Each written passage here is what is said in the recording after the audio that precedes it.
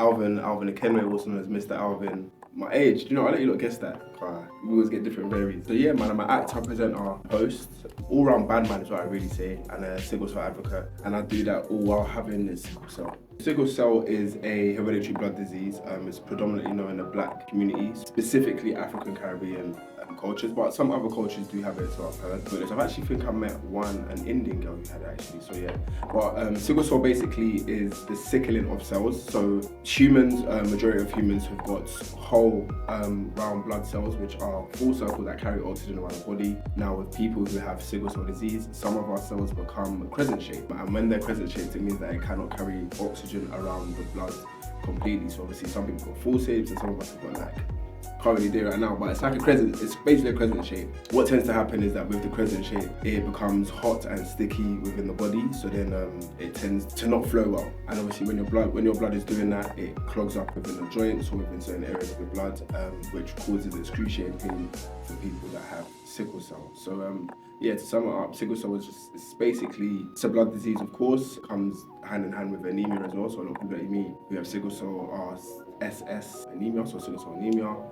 But there are different variations. The only ones I know at the moment are SS and SC. I know that there are other ones. And yeah, that's pretty much the base around sickle cell. So it's just like having a sickled cell. I don't really know if I ever had an initial inspiration. I think from young, I always just loved performing. So like when I was very, very young, talking like maybe 6, 5, as far as I remember, I was just always kind of like privy to performing and making people laugh. Like I've even got baby pictures of me like in a room with aunties just laughing, like, and it looks like I made the joke, do you know what I'm saying? That's been my kind of thing, and I think as I got older, then I started to draw in like inspirations around like, oh, okay, like Jamie Foxx, people like Denzel Washington, Idris, and even people like Kevin Hart to a degree. And mainly I say Kevin Hart because I feel like he's a bit more of an anomaly. So where I act and I present was that bridge of like trying to do both.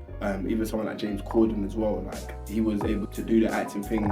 He's done, nighttime presenting as a presenter, and he juggles between the two. So yeah, I think that's where, I think my inspiration mainly came from wanting to allow people to feel things when I'm on stage, whether that's to laugh, to cry, and mainly to laugh. I like to make people happy and make people feel a sense of joy. But I think that was the beauty of it. And yeah, overall God, man, I think God like just inspires what I want to do every single day. So, alright, my first ever show acting wise. I feel like my first ever time performing acting wise, I used to go to this after school club. It was in, so I grew up in like North London, but this was more like the bridge of East, so it was in primary school called Newton Green, and it was an after school club. So I would go from my school to Newton Green, and I believe it was Anna Sher's or Stagecoach, it was one of the two, and I just used to go there and perform. I remember we was doing fighting alone, and I just felt free, like it was sick.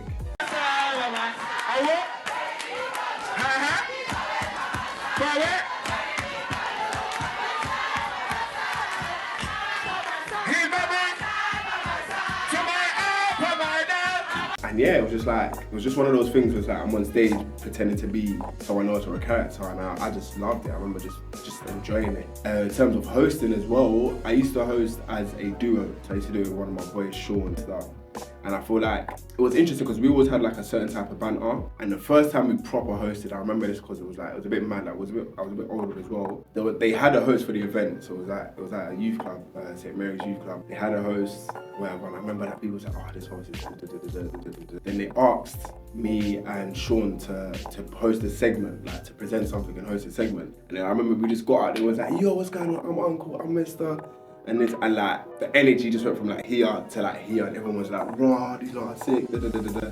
And I think for me that became a thing where it's like, bro, this is nice. I get to be other people and make people feel a thing, and I also get to be myself and make people feel a thing. And for me, I feel like, yeah, man, those two feelings were nice, like just to be able to just be on stage and make people feel things while I'm feeling things, innit? Because in those moments as well, it's like, especially like being on stage, acting or presenting, it's there's like a small sense of instant gratification that you get where it's like you can tell that the audience are happy, or that the audience are feeling something, or the audience are moved by something. So yeah, because presenting and acting aren't traditional. They ain't traditional at all.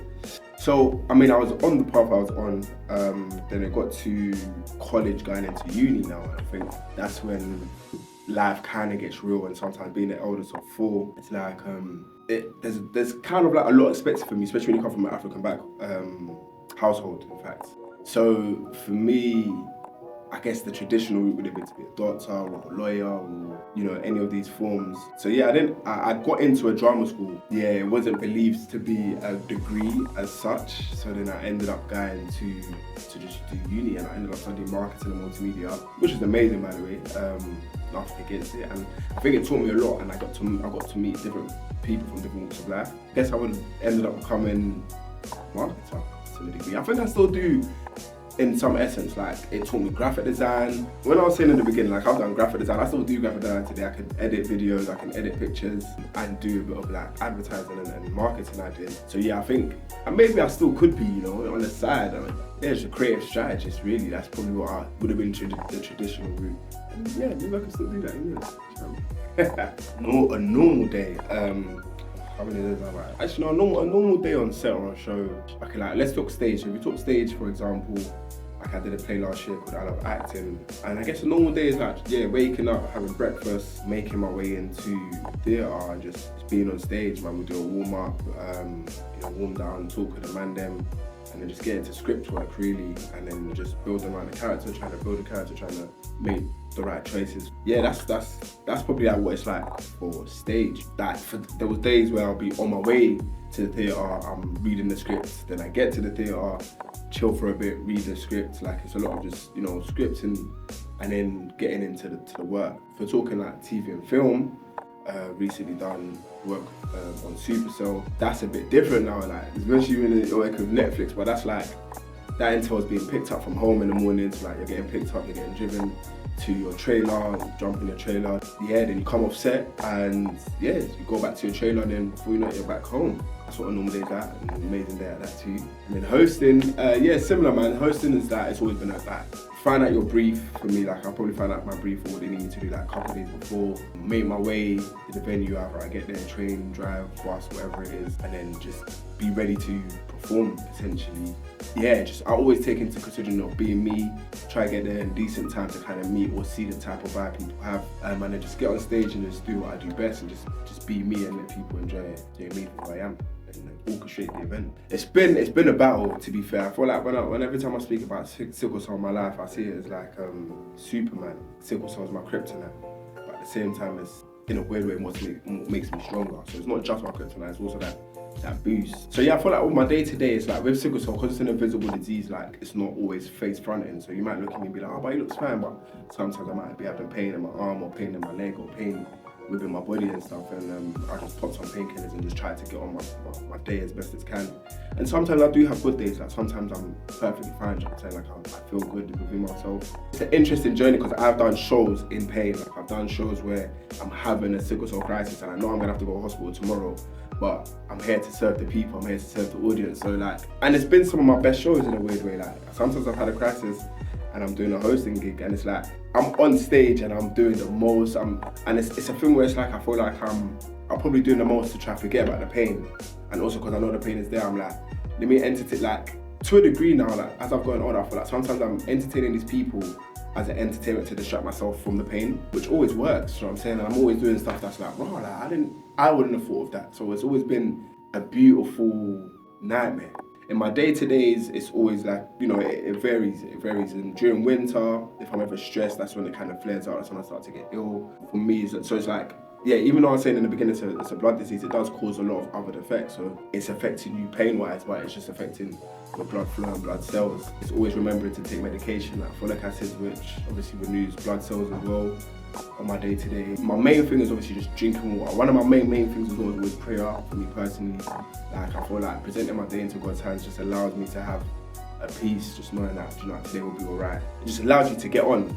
I mean, tomorrow I know, like the next day I know I'm going to hospital, or the next 2 days I'm going to be on them painkillers again. It's a bit of, yeah, beautiful nightmare indeed. Yeah, it's been an interesting journey. I feel like having sickle cell sometimes brings in self-doubt and creates insecurity. So like, I remember just graduating after uni, so working for a bit, I was doing my hosting presenting thing, then I got ill, I got really ill from about December to April. I was in and out of hospital. I was in hospital for a month between March and April. I'd lost so much weight. I had these issues with my knees. Like my knees looked swollen. So I didn't really want to go for auditions because I felt like I looked too skinny. I felt like no one's gonna accept me, like I look ill. It started to affect me mentally. You just start to doubt yourself, you know. You start to think, oh, am I good enough for a thing? Or you end up waiting long periods until you feel fully healthy, fully ready again, and you go back at it.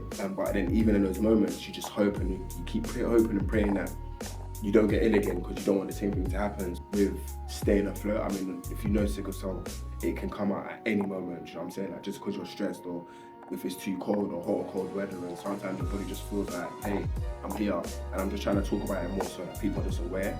And that doesn't mean that I can't do the job, because I definitely can. It just might mean that I might need just a bit more guidance, just a bit more like, all right, Paul, are you good? And then good to go. All right, so what's the minimum to get me out? I mean, the minimum right now at the moment to get me out is, I would say like 400. 400 is like the minimum to get me out, to come to your event, to do what I got to do. If I respect the work you're doing or the cause you're trying to create, or if it's to serve people, then we can talk, man. Trust me, we can talk. I'm a nice guy, and I know that circumstances for everyone isn't the same. So I'm saying I got you. But what was my biggest bag? I mean, I ain't gonna give you direct numbers here, but my biggest bag was definitely from Netflix. It was a show called Supercell, which was an amazing show to be a part of. And obviously, if you've watched it or haven't watched it, it covers themes around sickle cell, as well as obviously black superheroes, man. I mean, that was a win-win. So yeah, that's probably been my biggest bag today. Bigger bags are coming.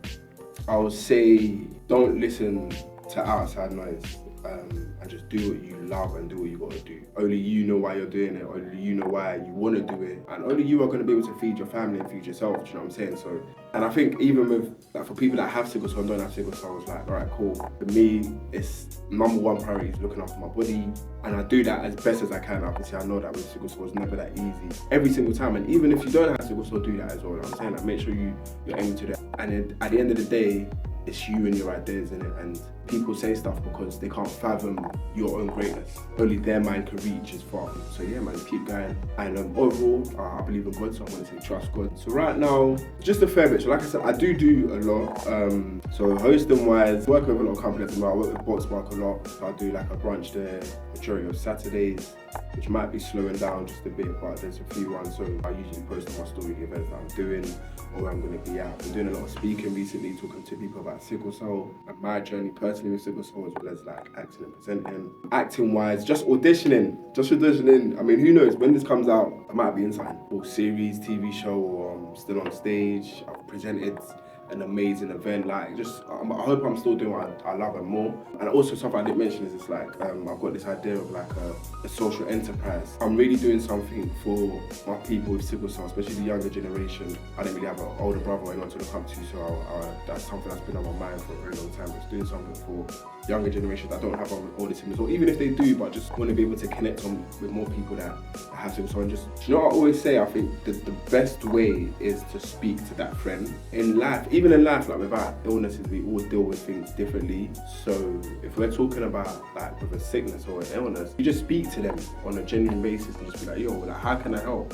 I'm sure they'll tell you that. I've always told my friends like that all my friends are aware of it, so I feel like they know the right questions to ask me, but they never do too much. And just to cover that, but the reason why I say connections, that I have a friend who, when she's having a crisis, she wants to be left alone. Another one of my friends who, when they have a crisis, they like, even if you don't speak to them, they just need someone there with them. So that's why I say it's good to have those conversations, because then you know what exactly your friend needs. And for people who have sickle cell and are going through a crisis, and just letting people know, and family, friends. I know for me, for a very long time, I was very like I weren't as open as speaking about it. But find people you trust in your circle, just let them know. Allow people to visit you, allow people to care for you. It is a very lonely thing to deal with most of the time, because you do spend time by yourself in hospital a lot to help you in whatever capacity they can. Trust me, there's people out there that always say, like, some of my friends I've called them at 2 a.m. in the morning and they've been able to drop me to, you know what I'm saying? Like, when my parents are sleeping on holiday, or I need that. Yeah, man, and family, let your family know as well. Family's big, like, been a big part for me for helping. So yeah, man, and do your best to learn your triggers. I don't really get starstruck like that, but when I was on set for Supercell, I was in a trailer next to Gets, but I didn't know who his character was at the time, and I was just playing my music, kind of like preparing for my just preparing and playing music and stuff. I've just heard a knock. So obviously I thought it was the assistant that was coming to get us. So I've just opened it now and I've just seen Get standing there and I'm like, rah! And then he just come on a nice humble thing. He was like, yo, bro, just wanted to introduce you, hello, Wagwan and stuff. And I just thought that was mad nice in it and that was cool. So yeah, I'll probably say Get. I don't really get starstruck. Like I could always be a fan of someone's work, appreciate it, but I think in that moment is when I was starstruck. I was just like, rah, like, Get's really just pulled up and knocked on my trailer, which was nice, man. It felt organic, it felt real, and it just felt like, yeah, man, it was nice.